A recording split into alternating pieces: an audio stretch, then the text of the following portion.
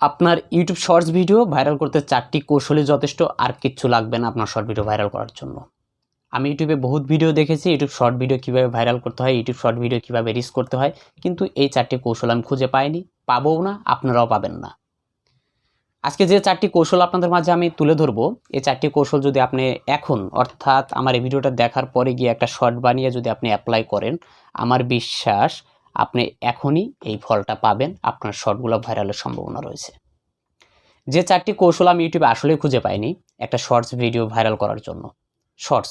Shorts একটা ছোট video, 1 মিনিটের নিচের ভিডিওগুলো, 60 সেকেন্ডের নিচে, এগুলো শর্টস, এগুলো ভাইরাল করা কিন্তু জাস্ট 4টি কৌশল আপনি যদি এখন থেকে অ্যাপ্লাই করেন, আপনার ম্যাক্সিমাম যদি 10টা ভিডিও আপলোড করেন দেখবেন যে আপনার ওখান থেকে 6 থেকে 7টা শর্টসই আপনার ভাইরালের সম্ভাবনা রয়েছে। এই কৌশলগুলো খুবই এমন কৌশল আপনাদেরকে খোলামেলাভাবে বুঝিয়ে দিলে আপনারা বুঝতে পারবেন। যেহেতু আপনি শর্টস ভিডিও র্যাঙ্ক করাতে চাচ্ছেন, শর্টস ভিডিও র্যাঙ্ক করার জন্য প্রথমত ইউটিউব যেহেতু আপনার কোনো ভিডিও দেখবে না, আপনার দেখবে কি জানেন, প্রথমত অবস্থায় এটা 1 নম্বরে যেটা বলতেছি এটা অতটা গুরুত্বপূর্ণ না, তারপর আপনাদেরকে জানিয়ে দেওয়া উচিত আপনার ভিডিওর ক্যাটাগরিটা ঠিক রাখবেন। তাহলে আপনি যে ভিডিওগুলো আপলোড করতেছেন, ইউটিউব তো সেই ধরনের দর্শককে খুঁজে বের করতে হবে আগে প্রথম, যে আপনি কোন ক্যাটাগরির ভিডিও আপলোড করতেছেন, শর্টস হোক, কিন্তু ওই ধরনের দর্শক খুঁজে বের করতে ইউটিউবের সহযোগিতা হবে। প্রথম আপনার ক্যাটাগরির ভিডিওর যেন ঠিক থাকে, এটা যেন কখনোই ভুল না হয়, এটা করে রাখবেন, ক্যাটাগরিটা ঠিক, আপনি ক্যাটাগরিটা আগে ঠিক আছে কিনা এটা চেক দিবেন। দ্বিতীয়ত যেটা তার সাথে বেশি গুরুত্বপূর্ণ সেটা হচ্ছে, আমরা তো শর্টস দেখি মোবাইল দিয়ে শর্টস দেখি না, এইভাবে লম্বা করে ফোনটা হাতে নিয়ে এইভাবে করে শর্টস দেখি, একের পর এক শর্টস দেখতেছি। তো অনেক সময় শর্টস আমাদের সামনে আসলো, শর্টসের একটা ম্যানুয়ালি কিন্তু একটা কাস্টম থাম্বনেল, ম্যানুয়ালি একটা থাম্বনেল কিন্তু আমাদের সামনে দেখা যায় শর্টসের থাম্বনেল। তো আমরা যে শর্টসটা আমরা তৈরি করব, আমার কথাটা মনোযোগ সহকারে শুনবেন। মনে করেন একটা শর্টস ভিডিও আমি এডিট করছি, তো ওই শর্টসের সাথে মিল রেখে 100% মিল রেখে আমাদের এই লম্বাভাবেই একটা কাস্টম থাম্বনেল আমরা বানাবো। আগে এমনভাবে বানাবো, আকর্ষণীয় একটা থাম্বনেল বানাবো যেটা ওই ভিডিওর সাথে যেন ম্যাচ থাকে।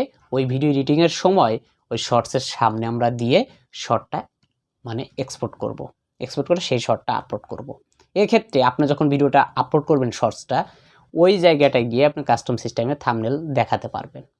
ঠিক আছে, ওই ভিডিওর সেটআপের ওখানে গেলে ওখানে কাস্টম থাম্বনেল হিসেবে ওইটা আসবে ভিডিও এডিটিংয়ের মধ্যে জড়িয়ে দিলে। এই কাজটা যখন আপনি অ্যাপ্লাই করবেন, আপনার ভিউসের পরিমাণ যে কতটা বাড়বে আপনি কল্পনাও করতে পারছেন না। মানুষের চোখটা আগে যদি আপনি মানুষের কথা আছে, চোখের ক্ষুধা অনেক, ঠিক আছে, আপনি যদি চোখের ক্ষুধাটা মানুষের মেটাতে পারেন, ভিউস আপনি অটোমেটিক্যালি নিতে পারবেন। ঠিক আছে, তারপরে 3 নম্বরে যে বিষয়টা বলবো এটা আরও গুরুত্বপূর্ণ। আপনার সব কিছুই ঠিক আছে, আমি মনে করেন একটা শর্টস ভিডিও দেখতেছি যে ভিউজ কিভাবে বাড়াতে হয়, একটা 30 সেকেন্ডের শর্টস ভিডিও আমি দেখতেছি ভিউজ কিভাবে বাড়ানো হয়। আমি যখন স্ক্রল করবো ইউটিউব আমার কাছে কিন্তু ওই ভিউজ বাড়ানোর টিপসগুলাই দিবে। আপনি লক্ষ্য করুন, আপনি যে ধরনের ভিডিওগুলো বেশি দেখেন, শর্টস হোক, যে ধরনের শর্টসগুলো আপনি বেশি দেখেন সেই ধরনের শর্টসগুলো আপনার সামনে ইউটিউব দেয়। অন্য কোনো শর্টস ভিডিও কিন্তু আপনাদের সামনে ইউটিউব দিচ্ছে না। তাহলে কেন দিচ্ছে না এখানে আপনার বুঝতে হবে, কারণ আপনি একজন ভিউয়ার্স, আপনি যে ভিডিওগুলো দেখতে বেশি পছন্দ করেন, ওই ইউটিউব প্ল্যাটফর্ম বা ইউটিউব ওই অ্যাপসটা আপনাকে সেই ধরনের ভিডিও বারবার সাজেস্ট করে, অর্থাৎ অ্যালগোরিদম ইউটিউব, যেন আপনি ইউটিউব থেকে বের হয়ে না যান, ইউটিউব যেন অনেকটা সময় দেন। তো এইটার জন্য ইউটিউব আপনি যে ভিডিও আপলোড করেন ওই ধরনের অডিয়েন্স তো অবশ্যই আছে, তাদের কাছে আপনার শর্টস ভিডিওটা পৌঁছে দিতে কোনটার ভূমিকা বেশি?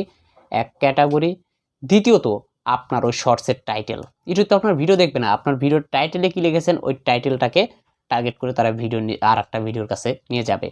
অর্থাৎ আপনি যে ধরনের ভিডিও আপনি শর্টস আপলোড করেন, আপনি দেখবেন আপনার শর্টসের সাথে আরও ভাইরাল কী কী শর্টস আছে ওগুলোর টাইটেলের দিকে একটু ফোকাস দিবেন।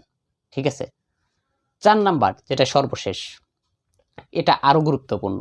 আপনি শর্টস শুধু বানালেই হবে না, ভিডিওর শর্টসের কত সেকেন্ড, শর্টসের প্রত্যেকটা সেকেন্ড গুরুত্বপূর্ণ।